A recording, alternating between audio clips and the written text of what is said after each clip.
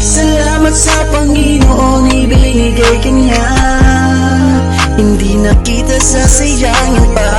Hindi ko na sasayangin pa ang panahon na magkasama na tayong dalawa.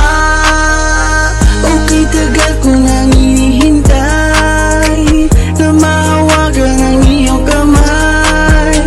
Ngayon ay dininig na ang panalangin na sa akin ay dumating.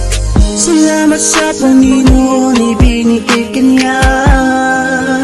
Hindi na sasayangin pa. Hindi ko na sasayangin pa ang mga panahon na magkasama tayong dalawa. Ikaw lang ang inihiling sa mga bituin. Ngayon hindi ko na inakala ng lahat pala'y tinupad ni Bathala.